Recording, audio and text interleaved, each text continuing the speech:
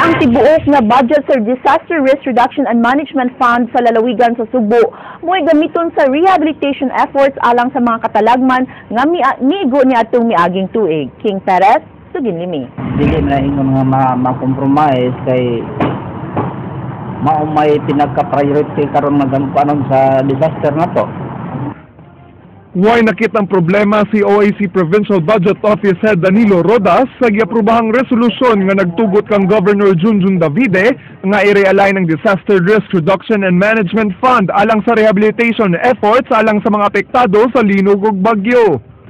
5 million pesos lang ang gispecify alang sa rehabilitasyon sa giaprobahang 2014 budget usag gihimo ang realignment. Giklaro ni Rodas nga wa misugyot og increase ang resolusyon nga nagpasabot nga naagihapon sa dulan 110 million pesos ang pondo sa buhatan.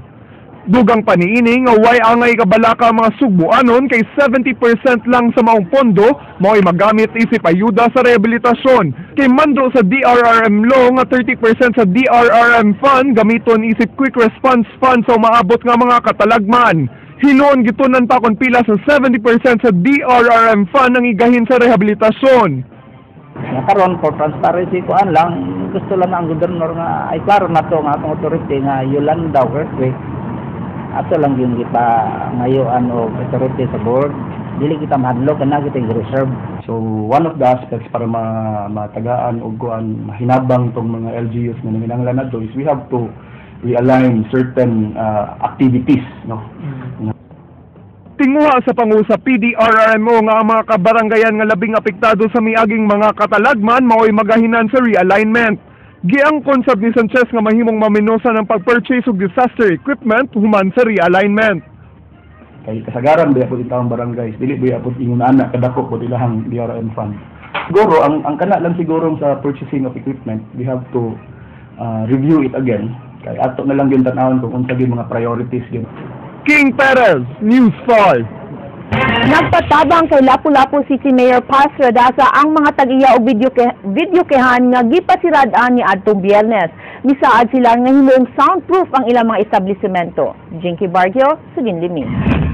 Ni adtong Biyernes, gimando ni Lapu-Lapu City Mayor Paz Radaza ang pagpasirado sa siyam ka mga tindahan ilawom sa Marcelo Fernan Bridge gumikan sa reklamo sa grabing kabanha sa ilang videokehan. Gawas sa paglapas sa City Ordinance, nasuta sab sa City Task Force nga way mga permit ang ubang establishmento. Nang sila nga maka-reopen mo basta i-comply ninyo ang soundproof. Unya mapaybaw sila o mo-reopen sila o okay na ilang establishment kaya among mo-reinstate ang task force niya ang task force mo recommend for reopening ay adto sa legal or mabuhatan sila og deed of undertaking. Kagahapon, giingong midangop ang siyam ka mga operator sa buhatan sa mayor. Ilang nasabutan ang pagsiguro nga soundproof na unya ang ilang mga tindahan. Mao nga kaganiha, gibutangan na sa mga tag-iya og tray sa itlog ang ilang mga tindahan isip pagtuman sa City Ordinance. Ang mga tag-iya ni ini kinahanglan pang mangutang aron ipalit sa maong egg tray. Actually, ni-comply jud ni ma'am kay bisag tangtangon pa jud niya mo plywood na ani sa sulod ani styrofoam. Usa na siya sa kuan nga maka soundproof pero wa pa man makuntinto ang ato ang city basing napay lain nga gi-require sila si sir. So amo gyud ang gituman para lang jud dito mi mabadag para kaon kay gutom na kaayo. Nakalinding lang ko kay among gigasto ani. Kay wala man may kay ang katong ilang gi kuan pag sa among digityan maura gito among gisaligan. Nanganti ang task force nga daghan pang tindahan ang ilang monitoron karon. Jinky Bargio, News 5.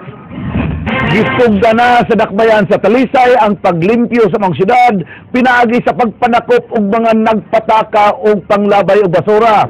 Sukad niya itong Lunes, siyam na ka mga Talisaynon ang nakamulta kay nasakpang nagpataka og labay og basura.